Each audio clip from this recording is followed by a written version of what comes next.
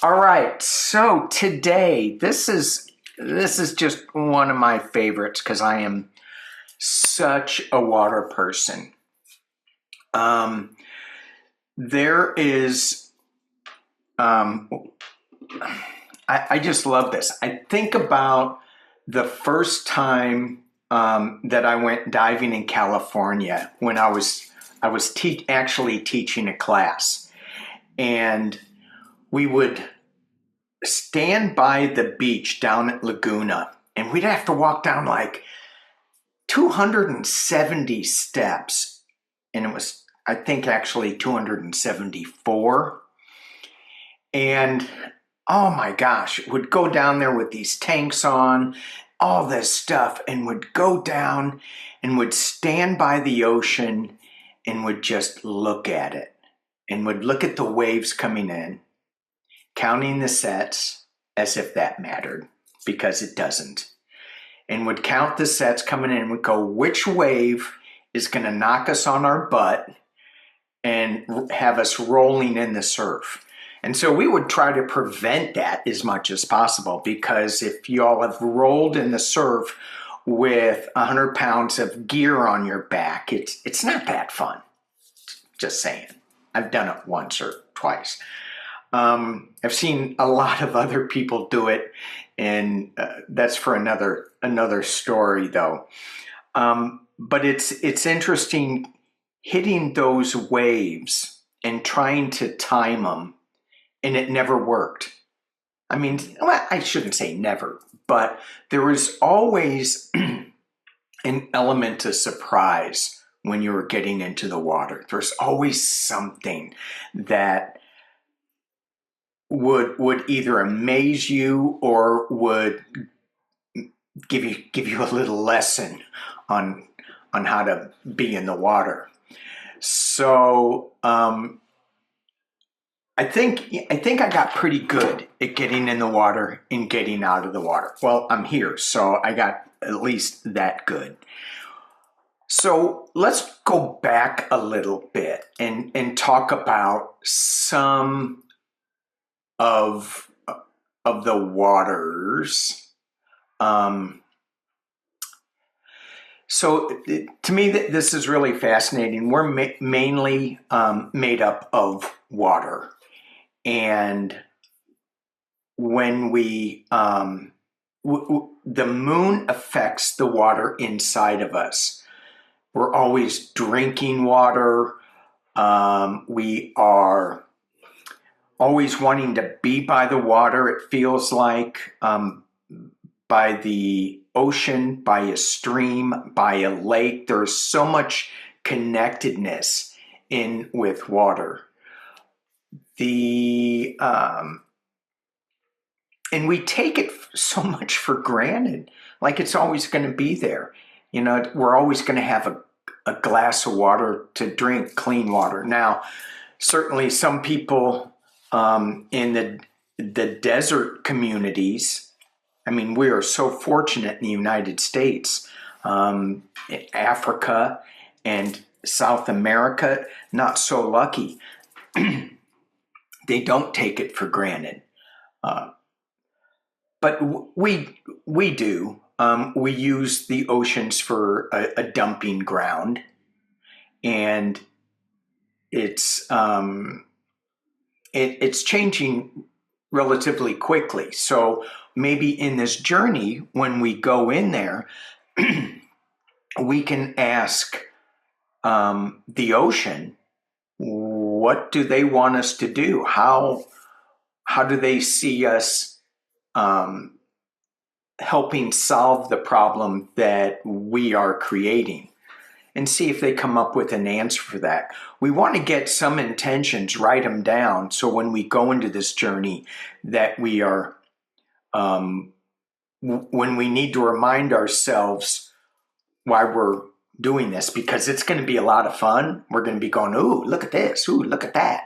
And then we forget to ask the ocean, the water, the animals that come to us. We forget our intentions because we're having so much fun. So with your journal now, you can jot some of the things maybe that you wanna ask. Not too much, because you can always go back and do this journey. But when we think of water, let's getting back to the water. The other things in water, sometimes we are mesmerized by the shapes of clouds, water, rainbows, water, fog. And where did this water come from? Some people say that it was 4.4 billion years ago. I'm not sure how they counted that, but they said that it came from space, or was it from the Earth's mantle as part of the creation process? And if we look at the molecular structure, H2O, 2 hydrogen atoms, 1 oxygen atom. I promise I'm not going to go really deep into this. The most abundant element in the universe is hydrogen. The most abundant element on Earth is oxygen. So if you think of the universe, so are we going to see some galactic beams underwater? Possibly, yeah. Just looking at, so we're made up of 60% water. The brain and heart are made up of 73% water. Plants, 80 to 90, and fish, 80%. Now, don't get hung up on the numbers, because there'll be a new study that'll change the numbers. So we can get hung up on the science of it. So some of the questions that you may ask is, what are the healing properties of water when we go into there? That's so powerful. What's the intelligence of water? Water is so fascinating to me because it never gets stuck for long, unless like the Grand Canyon Dam, then, if man sticks it and stops it from flowing. But generally, it'll just move around, it'll shapeshift, it'll get out of whatever is blocking it in a way.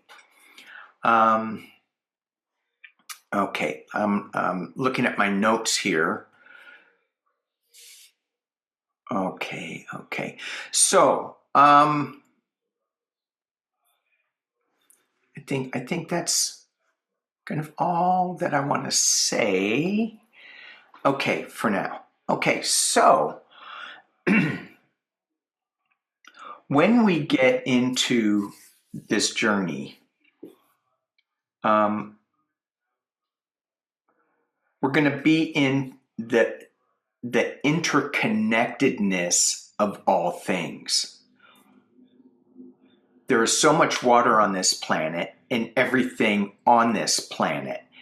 And as root structures of the aspens or the redwoods or a mushroom, the interconnectedness of all of us might also be water. So we can connect with the ocean waters that will connect us to the Himalayan waters, the Siberian waters. And so just be aware of all of the interconnectedness of things. And we're going to start out the journey the same way. We're going to go to a beach. We're going to look at the ocean, count the sets to make sure we don't get knocked on the ground, and slowly drop into the ocean. Now, does anybody have a fear of water? Nobody? A couple of people? Yeah, so, okay. So when I was teaching diving, I only lost 5 or 6 divers. So, chances are you'll come back. But I would always ask, what is your biggest fear of water? And sometimes of going diving. And sometimes they would say, running out of air. Okay, that's a good one. And thanks to Steven Spielberg, they would say sharks, which you don't need to be really worried about it. I would give them a book on sharks and what sharks eat, and sharks don't eat humans. And I would give them, and then the other, and then besides not coming up, which I assured them that everybody would. One guy said, he goes, my biggest fear is running out of film. Because the only reason he wanted to take this course was to take pictures underwater. And he's still doing it today. He's a fabulous, unbelievable photographer. Anyway,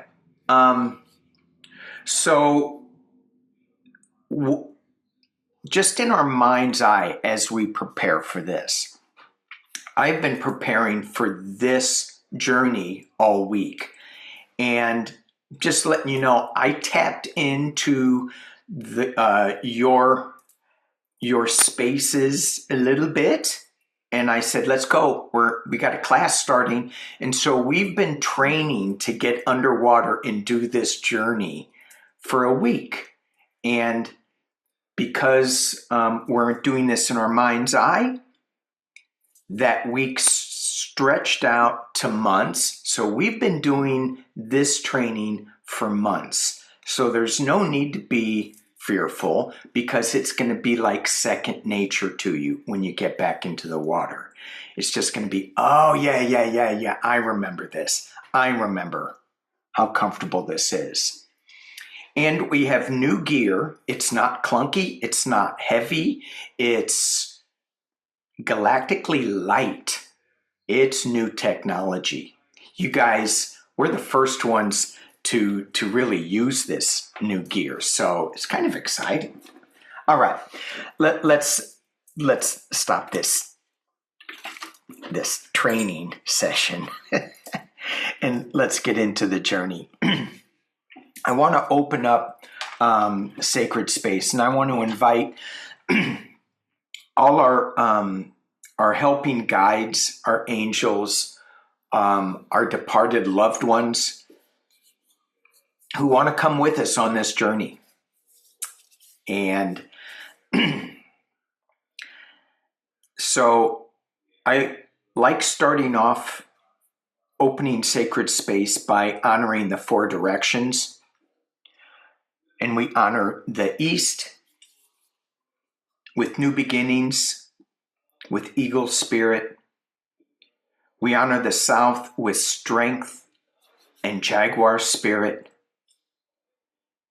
And we honor the West with whale and bear spirit. And we honor the North with the sacred space of white buffalo calf woman, bringing in the sacred ceremonies. And as we jump into this water, there is a ceremony to get into the water. And it's when I was diving, it was checking the gear, making sure you had everything that you needed, everything in order, everything working well. And so we're going to be checking our high-tech gear a little bit.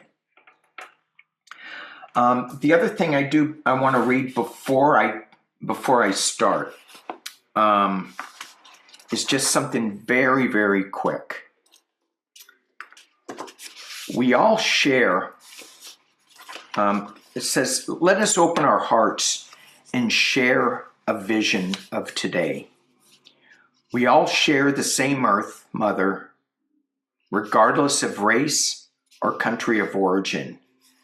So let us learn the ways of love, peace, and harmony, and seek the good paths in life.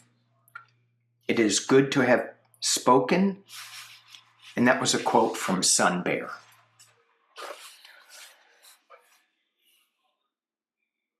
we're all on this path of love and awakening. How can we love the oceans a little better? How can we love the interconnectedness of all things on Mother Earth? So if we just find a way to love the water, it will connect with everything on the planet. Okay, so let me grab my rattles. I've got my water rattles. I may pick up the drum later,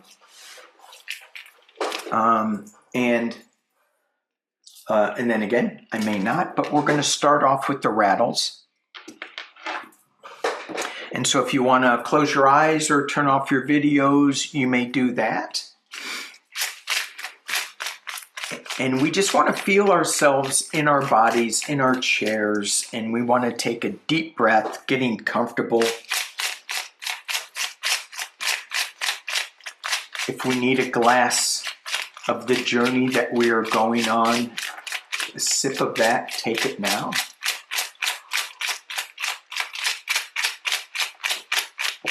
Send it love, send it light. Take another deep breath.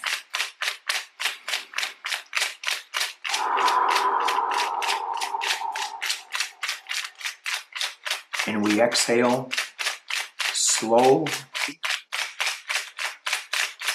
Take another deep breath and a slower exhalation as we feel ourselves getting lighter and brighter.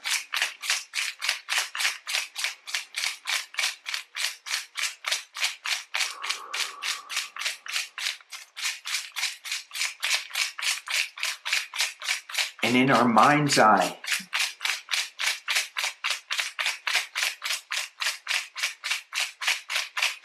let's stand up,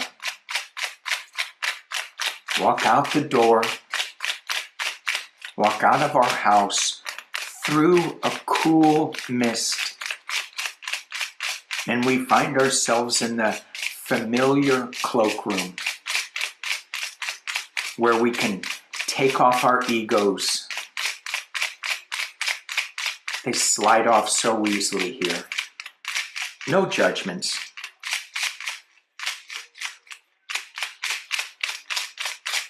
And we look to put on our water cloak, our water robe.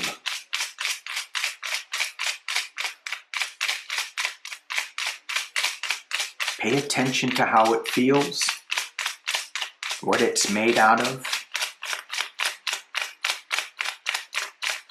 Is it a whale skin? Is it stars? Perhaps it's fur.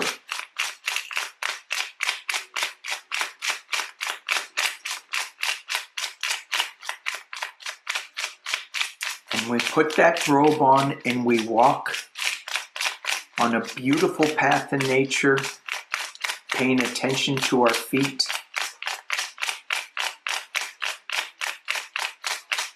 As we walk down this path, we can see the beach down below. We walk down to the beach.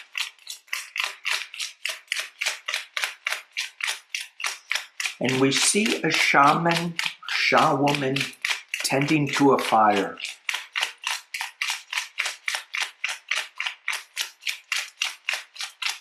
And we see the ocean.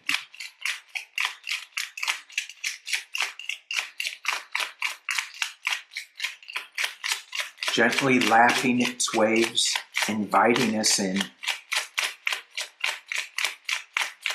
And we look at the group that we have.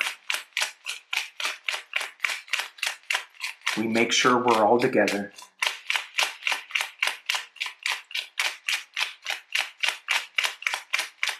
And we check our high-tech gear. It blends with us. We don't have to put it on. It blends with us. And we take a look at our feet. How do they look now? How do we all look in our water cloaks, our water robes?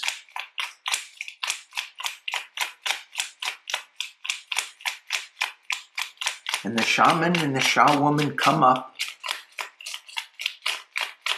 We hear them singing songs of wail, smudging us, cleansing us.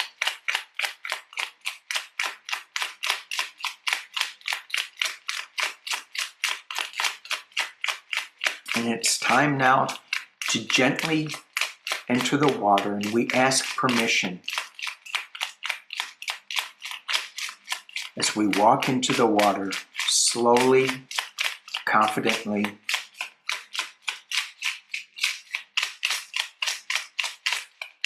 and the water comes up to our knees, and it greets us. It's warm, warm water. Comes up to our waists. We see dolphins playing in the surf just outside of our reach almost. They're inviting us in. We will walk a little further and we gently slip under the ocean. And we take our first breath underwater, so easy, so comforting, so amazing. We are now part of the ocean. How does that breath feel?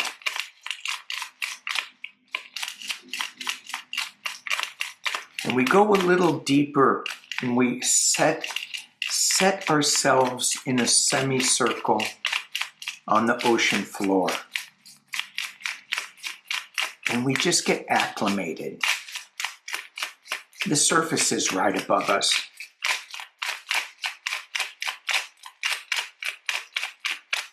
We can hear the clicks of the ocean floor as the waves go onto the beach.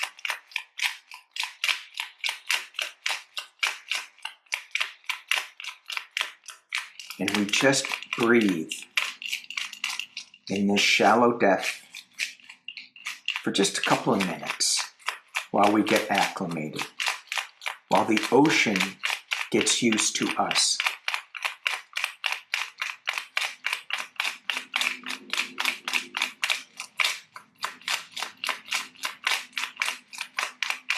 Feel the pull of the surf gently rocking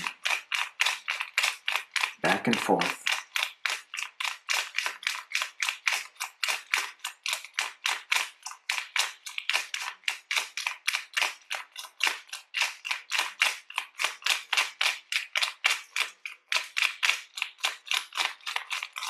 And as we get acclimated to this new medium,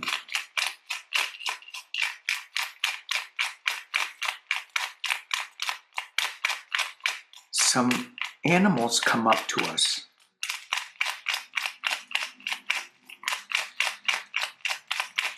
They're looking at us with curiosity. They're looking at us with remembrance. Our aquatic power animals, invite them in. Ask to meet an aquatic power animal and wait for them to show up.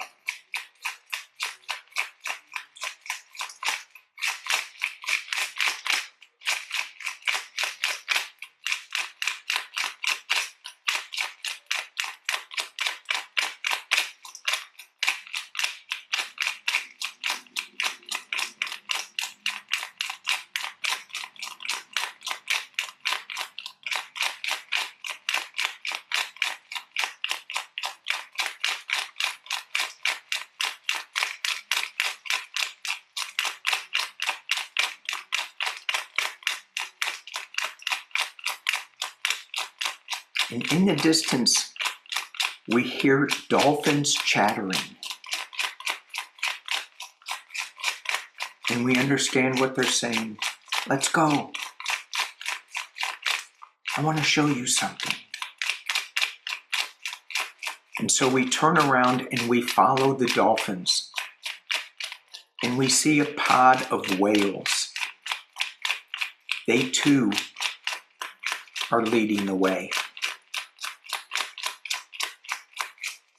And we find ourselves swimming with the dolphins,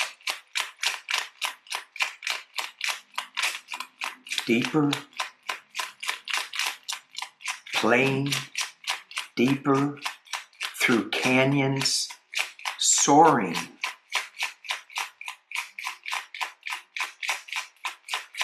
Gliding, flying.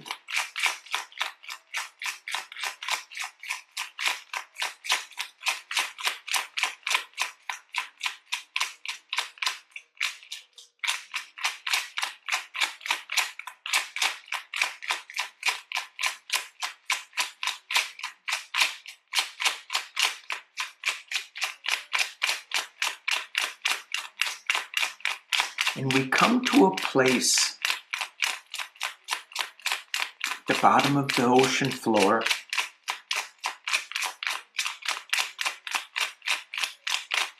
and we sense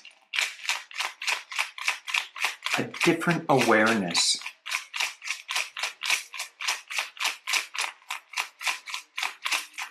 A different level of light.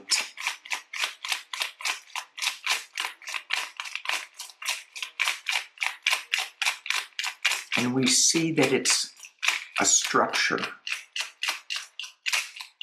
a city.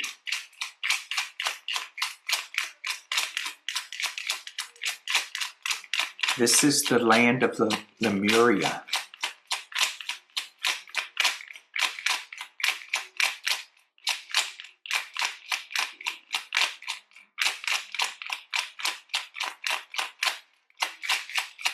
And we are invited into this ancient city that sunk long, long ago.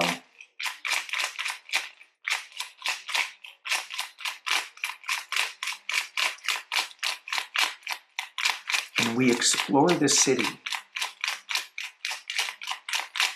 And as we get comfortable with where we are in Lemuria, and we start to see shapes, we become aware of the energetic presence of the Lemurians.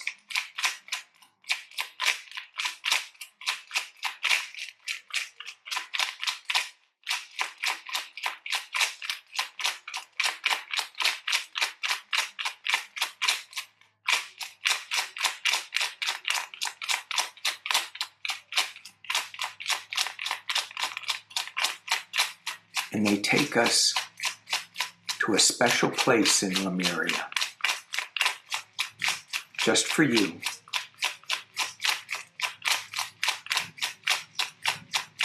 We'll stay in this space for a little while.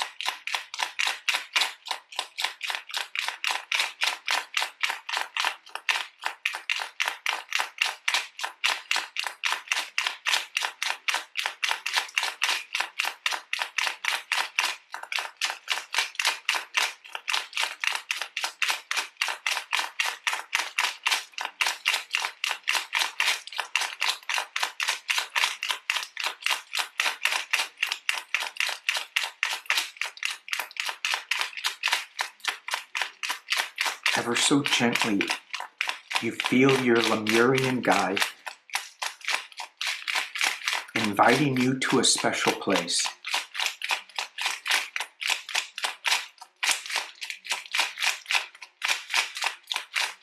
As you become aware of moving again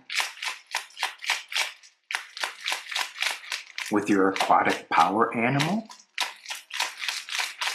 with your Lemurian guide,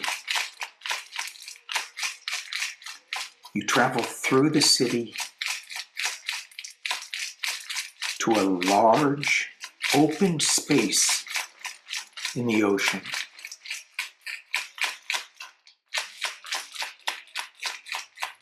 And in the distance, you can see a circular structure, much like Stonehenge,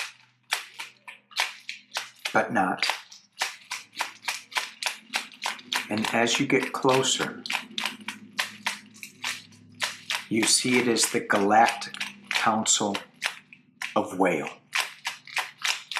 the Cetacean Council.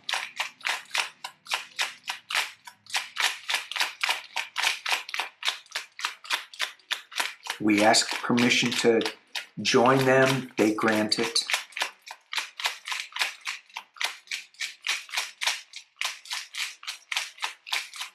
And we are now sitting with the Council of Cetacean.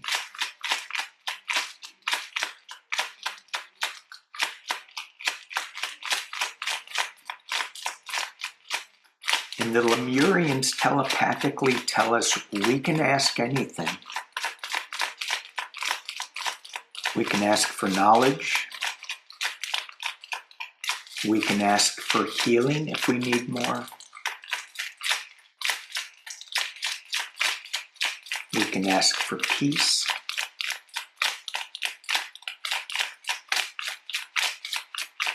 We can ask for forgiveness.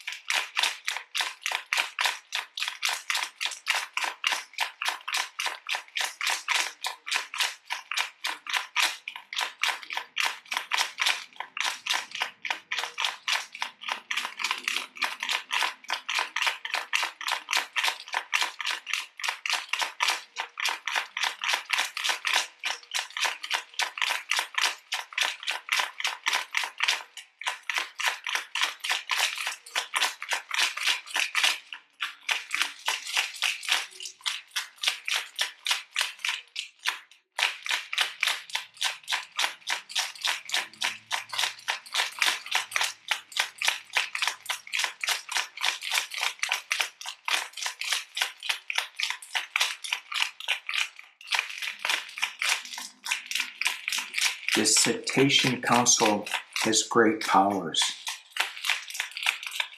They want to take us to the future.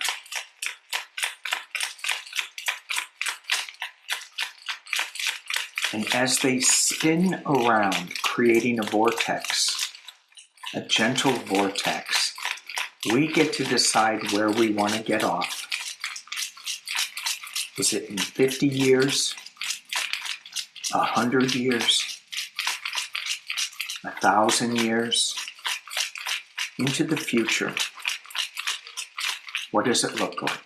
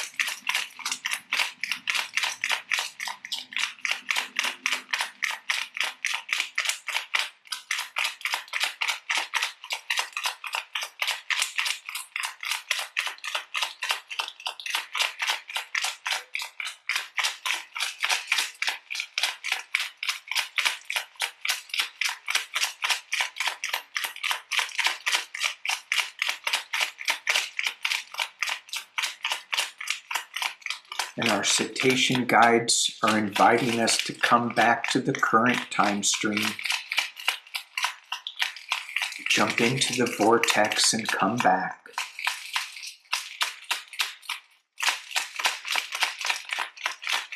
And we notice that it's getting a little dark. We know the sun must be starting to set on the surface. As we move through the water, we see bioluminescence. Little points of light moving through the water.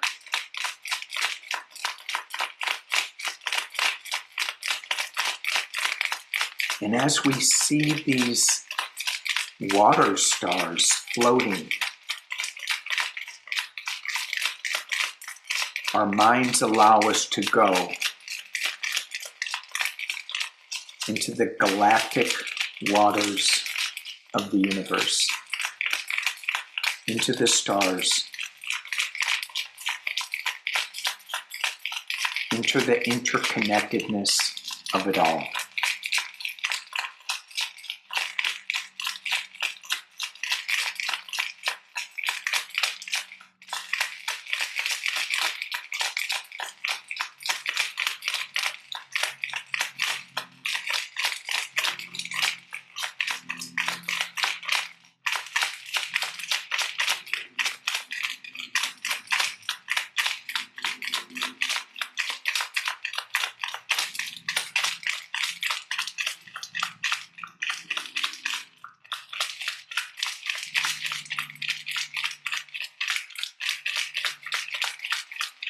And we sense our Lemurian guides gently guiding us back.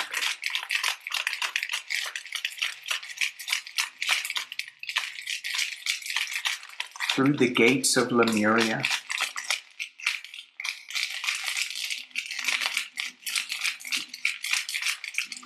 And we swim with the dolphins up the canyons, through the kelp forests,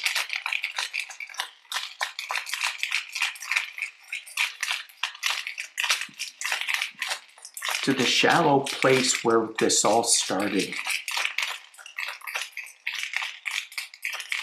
And we form the familiar semicircle, making sure we're all here, all together.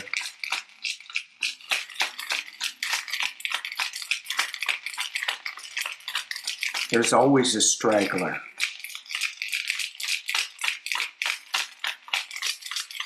So we wait. We see her.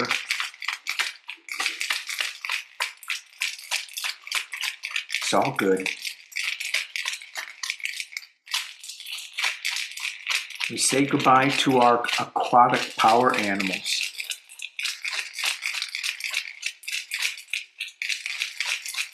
And as we all are together now,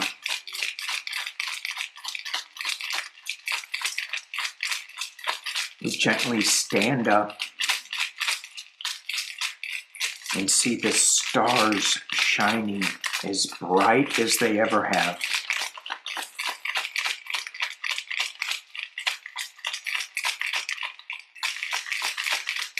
We see the fire on the beach.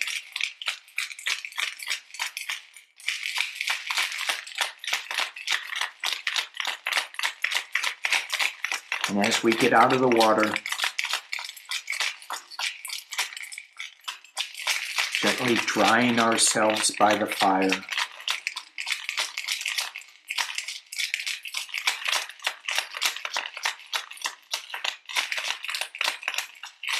shaman, the shawoman smudging us again.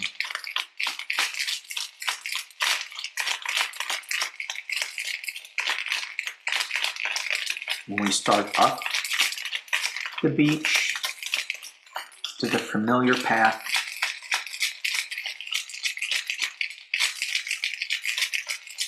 Reluctantly going in to take off our water suits. And we find our egos recently cleaned, shiny, bright.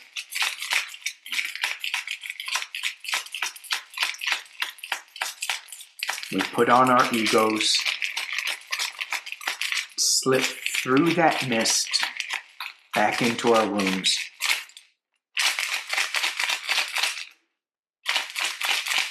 Back into our 3D world.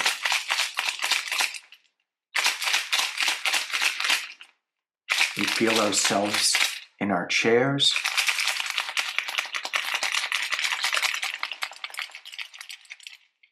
We take a deep breath.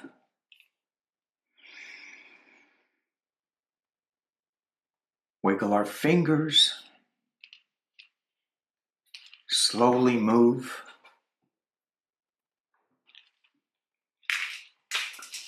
If you need to write anything down, write it down now. Any thoughts that came? Any messages?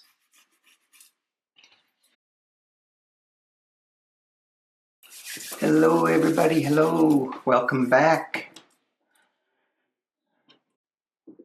How's everybody? Everybody survive? Diana, did you come out okay? Hey, yeah, you did. Your hair's a little wet, but it's okay. Does anybody want to share anything with what they got? Yeah, Danielle. This is the second time that you have taken us on a journey, and I somehow went ahead of what you were saying. Yeah. Like one time you took us to that healing hut, and I went through the healing hut way before you said it, took us there. But this time the water started a vortex, and I was like, oh, a portal. And so me and my dragon went through that way before you took us to this thing, and the whales did the vortex. Wow. So weird. So I really feel like you create these spaces ahead of time. Sometimes, yeah. Sometimes I do. I thought last week it was interesting because I was so scattered. For me, I sensed, and I couldn't figure it out this week. Though I definitely created this space ahead of time. Although that vortex, I didn't think of it until it happened. So how am I went through it before you said it, and I was like, I saw it. I'm like, oh, that's a portal. And so like my dragon and I went through it, and then much later you talked about the vortex, and I'm like, yeah, that's crazy. Yeah, I think, for me, yeah, it is that, and that happens a lot, which I'm not sure it happens with you, definitely a lot. But I think it's just because we're all interconnected, and it's, so some of us are moving faster than others, and I don't know. It's cool though. Yeah, it is cool. Yeah. And, I encourage, it's, if your path is moving on and I'm like talking slow, then go ahead. Cool. All right. Hey, Nancy showed up. Hi, Nancy, the water chick. Glad you made it. Okay, anybody else? Yeah, Melanie. Mute. There. There we go. Like Danielle, I was off and running, and my para animal was a blue whale, and we went off with joining a pod of blue whales, which takes up a lot of space, let me tell you. But we went to a place in the ocean that was black. The water was black. You couldn't see into it. And little tendrils of blackness were joining this black puddle, this blackness. And so the whales, as they were singing, they kind of backed off a little, and I was joined by water dragons inside.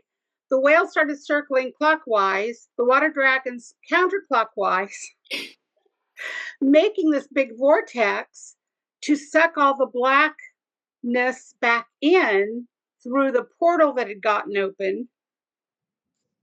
Then my role was to seal that portal. And what I got was darkness is drawn to darkness. Negativity is drawn to negativity, but light is drawn to light. Yeah. So.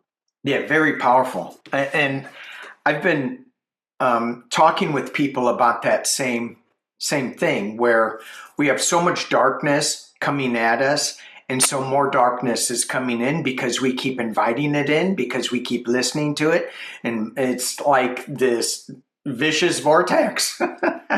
And so so if we just stop it and bring in light, then that's going to attract light. So yay, thank you. Ooh, yeah. Nancy? There's a space that in all of your travels that we've done together that I too have created. It's popped back open. Can you hear me? Is my phone? Okay. And as I came down our path and I walked over sand dunes and into the ocean, and the city surrounded the background. And as I walked into the water and went under, I opened my eyes and I was in space. And I realized I was a star. I was the light. I am the light. You've talked about this in a different, in one of your videos that you did about someone told you to be the light. We are the light. And when I popped up, it's so silly. Do you remember Led Zeppelin, the song Kashmir? Yeah. I had to post it, the opening words, because I could hear that dun dun dun dun dun dun, and it said, and it was like as I walked into the water and I popped out, the opening stanza kept playing in the background. So I posted it on our chat here because it kept replaying and kept replaying and kept replaying, and it was like I was listening and it felt good in my ears. At some point in it talks about the hearing, but it was like soft in my ears. Of all things, Led Zeppelin is not soft in your ears. But it was. And then you said, come back. And I peeled off, like I was taking the covers off of the bed. I peeled off the stars, and there I was in the cloakroom. And so we really are the light. Yeah. Really. And the light brighter we shine, the darker is going to look. To look, because we're looking out of the light. Say that again. When we look out of the light, dark looks really dark. Okay, got it. So since we are in the light looking out, it's like the dark's gone haywire. But if we weren't like right up, if we were in the gray, we don't really see how bad it is. Okay. Just had to share that. But Led Zeppelin was a trip. You never know. Yeah. All right, Katie, you got your hand up. Woohoo. Unmute.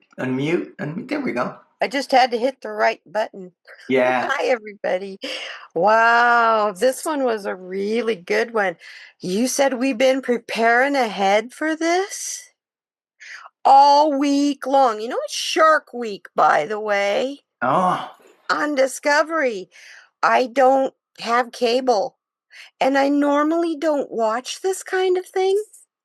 Yesterday, all day long, no matter what the videos I pulled up or came in on my feed on YouTube, it was stuff about sharks.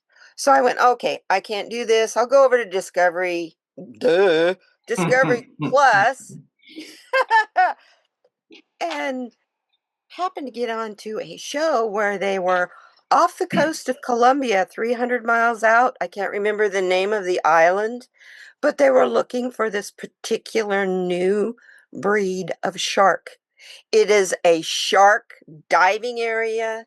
You cannot set foot on the island because it is so protected. So there's like every breed of shark comes there. They come to breed and to feed.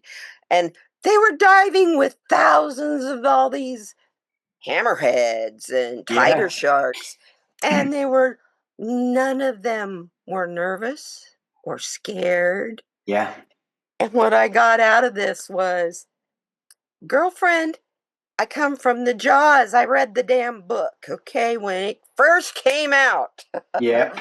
So I've always had a healthy respect for sharks. Not a real fear, but yet, like I would be around a grizzly bear. It's like, I love you when you're over there. Yeah. But after this, I want to touch one now.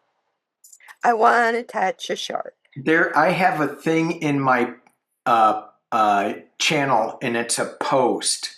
And it's this woman it's an old video, but she's the shark whisperer. Christine somebody. Anyway, she pets sharks, and yeah, it's pretty special. I mean, I've swam with schooling hammerheads, and it's really special. It's when you first get in the water, it's really scary, but then it goes away. So I get that exhilarating feeling thinking about just scuba diving. Yeah. Having all of that it's like being in outer space on the face of the earth. It's the closest you can get. It is. So this was a journey today that there was no way on the face of the earth I was going to miss, my friend. Thank you. Oh, Thank you're welcome. you. Thank you. You're welcome. All right, Dolly. Hi, thank you. Thank you for this very much, Danny. This was really great. I have to say that the ocean is so vast and so big, and I feel such a connectedness to it because I come from a family who fished and fished and fished for hundreds and hundreds of years. Okay, they were fishermen, and so this was special to me. But anyways, a couple of things. I'm gonna try to go quick so I don't bore people to death. But when I stepped in the water, when we first left the campfire and I stepped in the water, I got this message of the ocean is always shifting with the tides. We need to go with the flow instead of resisting the great power and unstoppable power of the tides of change. Okay. And as I got deeper into the water, I got another message. The ocean connects all life, and it spreads nutrients through the water to all corners of the earth. And that's why it is so very important that we protect the oceans from plastics and other garbage that gets out into the oceans. And it really made me take a look at myself and what do I use that might be ending up in the ocean. Okay, so I really got a mindfulness of that now, and I'm really going to check that in my life. And then later on, when we were looking at the bioluminescence in the water, I floated to the surface and I looked up and I could see the constellations above me, and then I looked down and I could see the bioluminescence below me, and there was this rotation that I felt, that was happening. There was a connectiveness, like everything above, everything below, I'm in the center and it's all around me kind of feeling. And I thought that was pretty special. And I had a sea turtle and I had a beluga whale that were kind of guiding me through these areas. The beluga whale was very, very goofy, and I felt like he was trying to distract me every now and then because he was just really goofy. But the sea turtle was like, come on, and just kept pulling me along.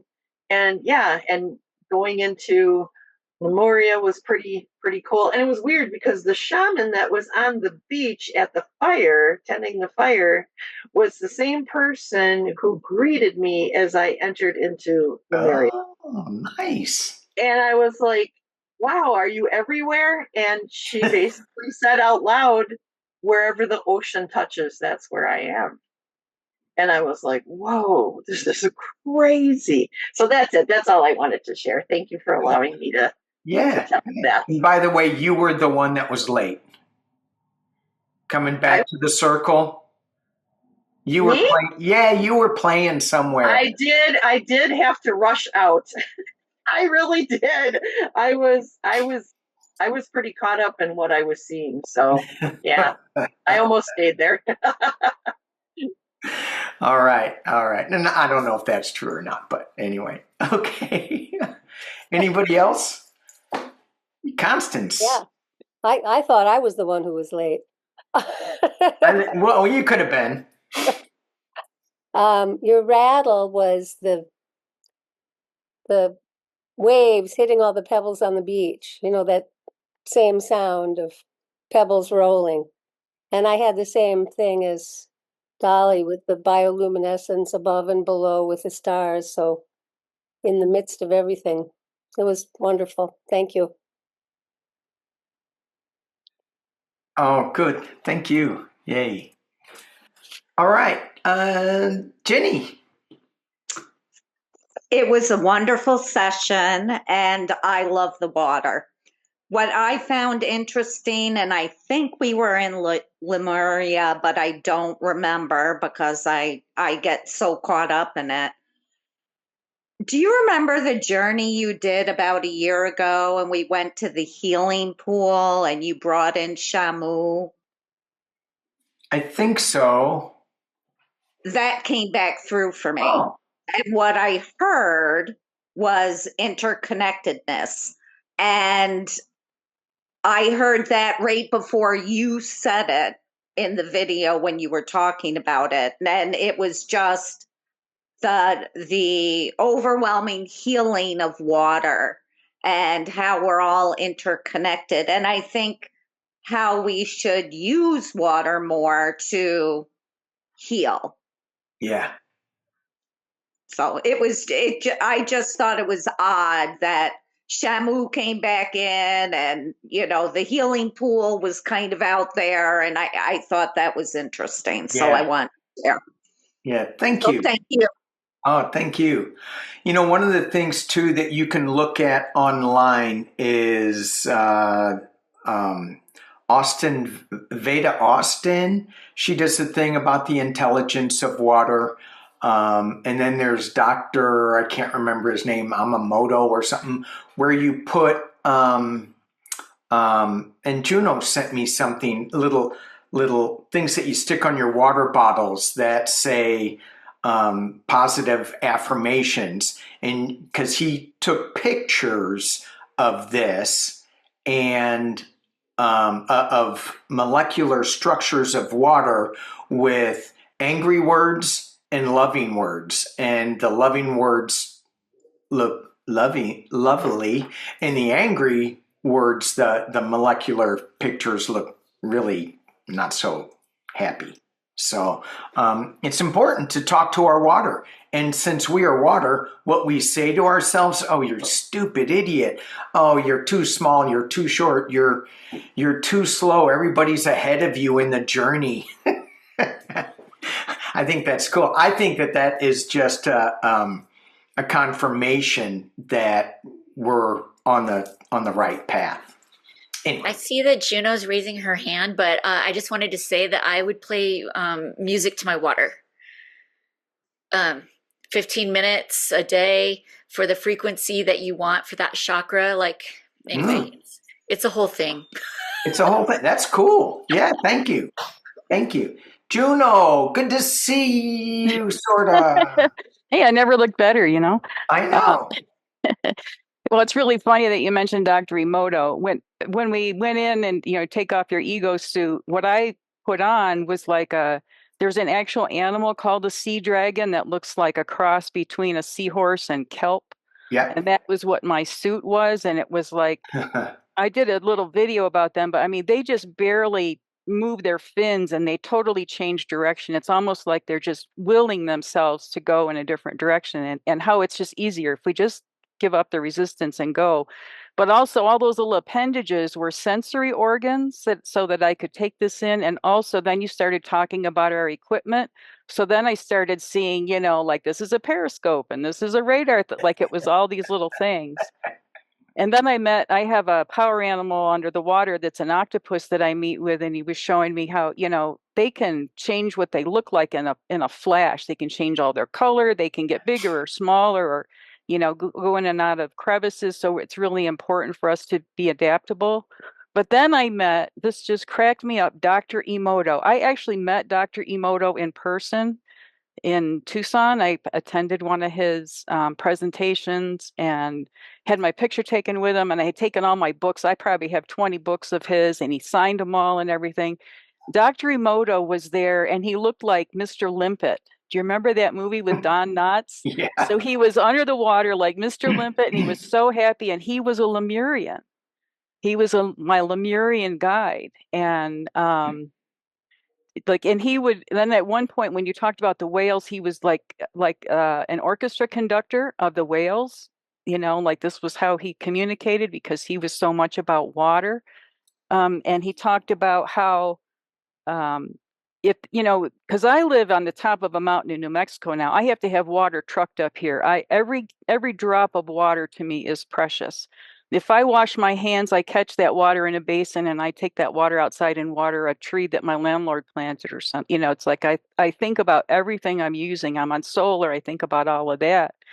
But he said, even if you can't be near water, do just draw in like we're doing today in this journey. You can bring it in mentally, bring in the essence of the water.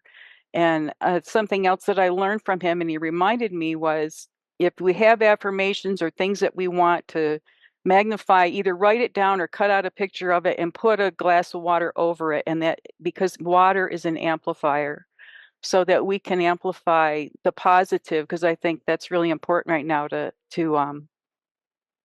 counteract the darkness that we're talking about. But oh, that's so cool, Alice. Alice said she saw a seahorse. So is that my internet? Can you guys hear me or no? I can hear you. Can you hear me? Oh my gosh. I don't know if you can hear. Anyway, it was so cool to see Dr. Emoto again and see him as Mr. Limp. It was really fun, and I just wanted to share that with you guys. There we go. We're back. I heard you through the whole thing, Danny.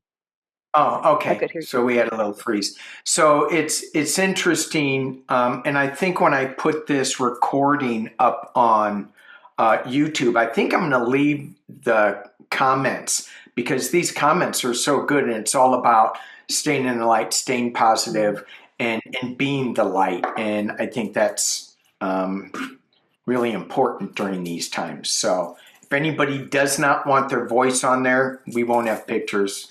Well, I might put Juno's up, but other than that. All right, Diana. Oh my gosh.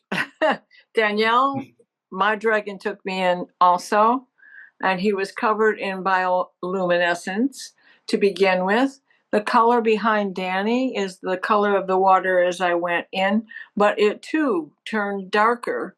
And the village I went to looks like Whoville. And like with Alice, you had them, and Juno, you had them, seahorses everywhere. And so I have to look more into the meaning of seahorses because Michigander water does not have these kind of seahorses, right? And so they actually put me in a submersible first because of my fear of water. But as we got closer to Whoville, I was suddenly out of the submersible. There was a light that kept saying, light is protection. And it kept flashing, flashing, flashing. And then a knight in shining armor showed up, but he was all dressed in blue. And that healing pool, Katie, were you talking about the healing pool? That color kept like staying around the bottom of the floor. And then as we were coming back, everything turned, Danny, this is going to get you, turned to a pastel, aubergine, mauve, pinky, purple. You know, that color? That one, yeah. That one. And it was like, I can't even describe it, you know. It was an amazing color to come back through. And I could see the fire on the shore. I could see a bonfire on the shore as we were coming up. So thank you. Cool. Everybody, thank you for the similarities that we've all had here, right? Yeah. And Danielle was saying that seahorse is one of her spirit animals. Okay. Which, for me, when I do journeys, which is odd because a lot of times my power animals are all on the surface. So I don't, which is crazy for me because I'm always wanting to be in the water. So after Alice talks, I'll tell you what my power animal was. It was kind of funny. Okay, hey Alice. Well, very much like Diana and Danielle, somebody else had a seahorse. Mine was also luminescent, kind of very, very shiny, and starfish also kind of like plastered on just kind of swam into my back. So as we were swimming and into the village or the Lemurian, we were doing all this, but it's very much like as though Diana was mentioning, excuse me, a little bit of the color was also like the color behind Danny. That's what my sea was like. And so it almost exactly like Diana's description. Cool. We hit that so often, don't we, Alice? Yeah, we do. It's very interesting. So here, anybody else before we get ready to wrap this up? Anybody want to say anything? Okay, Melanie. Okay, I was just wondering if everybody else has snippets of television shows or the music or other things that we've watched that spirit explains things to me through those those things that I see. I get a lot of Star Trek things that come in because I use that to explain what's going on. And it's like, wow, whoever wrote those, they were really connected. Oh, yeah. Oh, yeah. So true. Okay, well, cool. I just want to share with you just really briefly what I experienced. So my power animal was a scallop. And I went, oh, and I don't know if you really take a good look at the scallop, they have like hundreds of eyes. And so as somebody who was in charge of this group underwater, I had hundreds of eyes. And it just cracked me up because a lot of times when I go into the water, my power animal will be octopus, it'll be shark, but this one it was pretty funny. And for me, I got a lot of the Council of Cetaceans. It was so cool. It was so powerful. And I wasn't saying much and they weren't giving me much. It was just being in this powerful energy. And when we went into the future, I dropped into this cleaning station, and it was an old machine that would clean plastics and clean the ocean, and it wasn't used anymore. So the oceans in the future are clean, and which made me feel really good because they're so not clean right now. So we've got some things to do. We've got, maybe a galactic machine is going to come down and help us clean these oceans. I know there's things going on right now that we're not aware of that are helping clean the oceans, but that gave me hope. So we just need to keep shining light and being the light. And even though we may be a pinpoint, we're all interconnected and we're shining brighter and lighter. So